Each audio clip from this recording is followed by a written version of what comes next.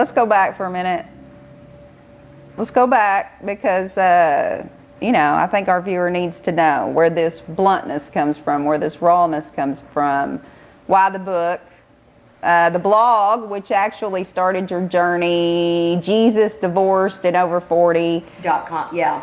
Let's go back. So let's go back to the beginning. 7-year-old, seven-ish, you were saying? Seven-ish, yeah. My mother was on her 4th husband by then. I had gone to 4 or 5 elementary schools.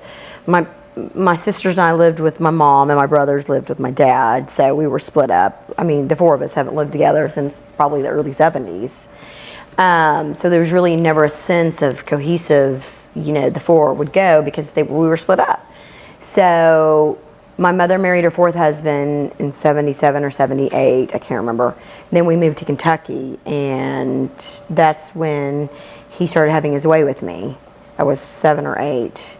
And did you ever like him? How did he earn your trust? How did he? Well, my dad left in 69 or 70. So you wanted a male figure in your life? Right, well, he was the 4th one. So,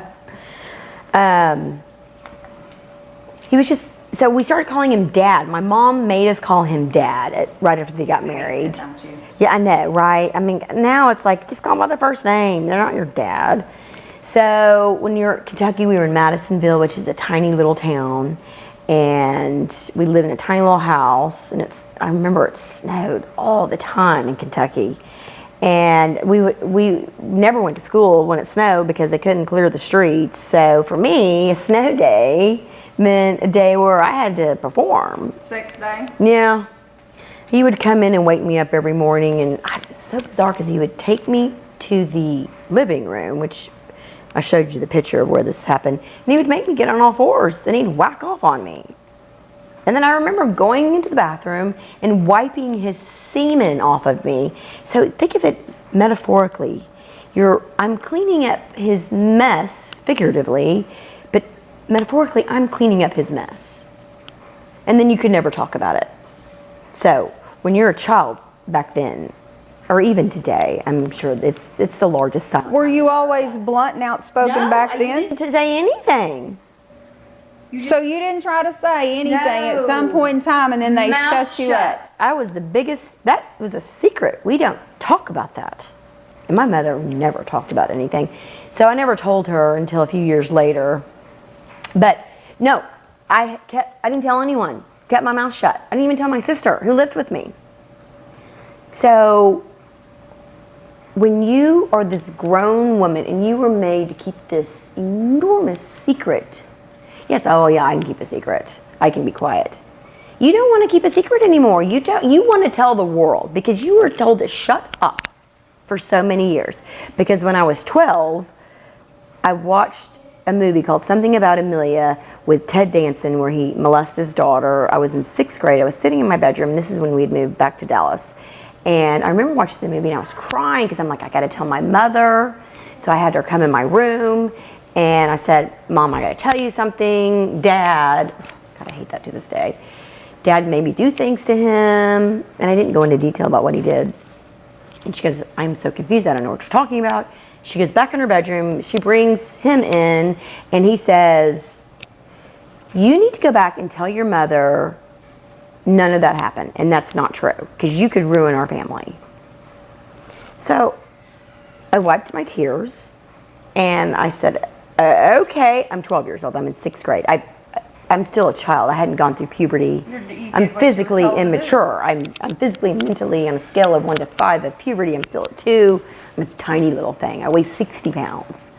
So I go back in there, and I tell my mom, well, I just said all that stuff. And she just looked, and she's in her bathrobe, laying in her bed, and she just looks at me, and she's shocked. She doesn't know what to say. And that was it. Never talked about it again. Did the abuse stop? The abuse had stopped. Because when we moved back to Dallas, he was back to traveling for a living. Fast forward 4 years, we moved to Scottsdale, Arizona, because he traveled for another job. And I tell him, I tell my mom again, because I do not want to live. They moved me the end of freshman year, which sucks. So you're roughly 15, 16? 15 and a half. And I had just started my period. So I finally was becoming a woman. I know you're only 15, you're not a woman, but you know, physically, puberty. I'm going through puberty. So I tell her, she's shocked, she doesn't know what to say, and this time I'm not crying. I'm very matter of fact, because I want to get the hell out of Scottsdale, Arizona. I want to go back to Dallas, because I want to be with my friends. The therapists come in, you know, the social workers come in, and they said, you know, my mom said, you're ruining our family. Again, you're ruining our family. It's my fault. So my mouth and my talking is my fault. Never mind what they did. It's my fault. So my sister ended up moving back to Dallas because she couldn't deal with it. So she ended up living with my dad. And so I was stuck with them all through high school. Just me, my mother, and the child molester. Did they isolate themselves from you? Kind of treated you like you were damaged, you were outspoken, you were a liar? Well, I still didn't talk about it because I just told them. I didn't tell any of my friends. I didn't tell anyone until probably senior year. One of my best friend, her parents kind of took me in, and I was always at their house, and they were very loving and giving, and so I finally told someone, and she made me laugh about it. So now I find a lot of humor in what I do because it really helps with the pain. You sure? Yeah, it's a deflection. But so when I told her, and I kid you not, he would mow the yard in a Speedo, a blue Speedo, and he had a big old gut. He had this comb over. He was so unattractive. I'll show you a picture. So did you then, freshman, you said freshman year, so let's move into sophomore. Now you're getting some independence, you're driving. Yes. You've got this truth secretly suppressed somewhere inside of you. You're moving forward in life. All I did was play sports. So did you self-medicate? No. Food, drugs, and alcohol, and eating disorder? I did drink in high school, but nothing I wasn't shooting tequila. Actually, I did that in Rocky Point when I was a senior, but that was the last time I ever did that. But no, I would drink beer with my friends. We'd go in Scottsdale. We would have desert parties, and so we called them boondockers. So you'd go out there, and somebody would have a keg, and you'd drink some beer. But it wasn't like it was on the weekend, so it wasn't daily, and so I drank socially. So my release was sports. I was really good in volleyball, basketball. Because you had something to... Right, and so I put my focus in sports, and I really stayed away from them. Yeah. Because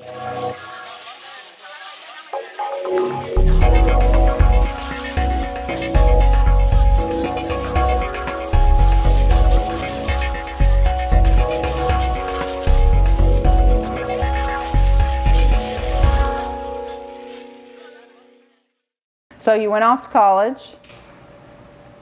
oh, yeah. So I went off to college, and then I graduated, and then Got married. I got married. But before when I left, when I was financially independent of my parents, because they would hold the money over my head, my mom said, you need to forgive him. I was 22 years old. You need to forgive him because Jesus Christ and I have forgiven him. And he paid for your college. I'm like, okay. You know, the religion's coming in. I'm confused by that comment, but okay. So I'm like, I'm out of here. So I worked my ass off. I have calluses on my hands because I am not afraid of hard work. And there was no way I was going to ever have to go back and live in their home. Because I think a lot of people, young people, go back and live with their parents because they can't. That wasn't happening. So I went off and made something of myself, and I married this great man. We had 4 children, and I'll never forget my oldest. For some reason, we think that a pedophile, what he did to you when you're 7, he'll never do it to anyone else. That's You right. think they're not. He's fine. Or it was just me. He's never hurt anybody else. Right, and it's not like a disease, which it is. So I brought my son over there. He was 8 months old, my oldest son, and he had just had his first haircut. And I said to my mom, and I said, look at Richard. He just got his first haircut. I only had 1 child at the time. Look how cute he is. And she said, oh, it's precious. And my stepdad said, well, isn't that sexy? And I was with Richard, my husband, And I said, what? What is sexy about an 8-month-old? Not a fucking thing. Yeah. So we left, and that is the last time that man ever saw any of my children. Once a pedophile, always a pedophile. It is not curable. That's right. You're looking at an 8-month-old going, that's sexy, I want a piece of that. You have issues. I agree with that. So, what about the podcast?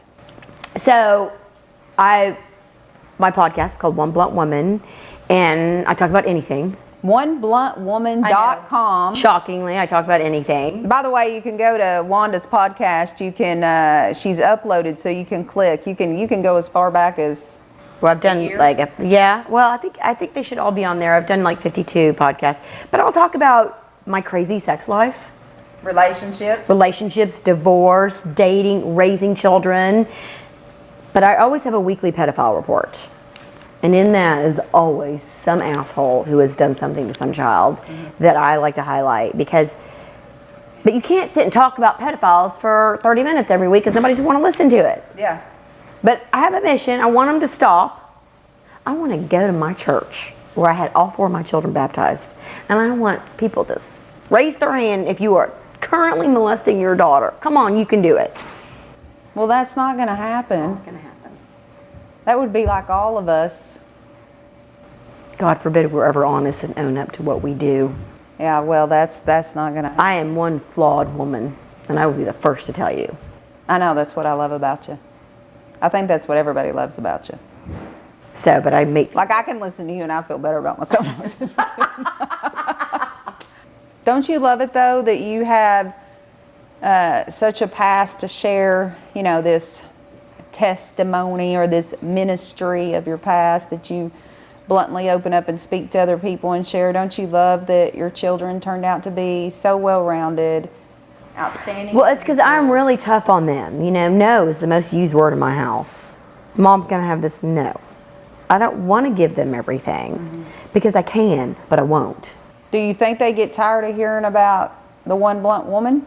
I don't really talk about it that much as far as what I'm doing, because surely they do not want to hear about my sex life. No. They don't want to hear okay, let me rephrase that. Do you think as a parent, do they get tired of talking about condoms and rape and sexual abuse and when to say no and masturbation? And do you think as a child, you being so open with them, do you think that sometimes they're like, do we have to listen to anymore? Oh, I know. And I had talked about it in one of my videos. I said, you know, when you talk about your children, about nobody touches you, you know, you're eating dinner.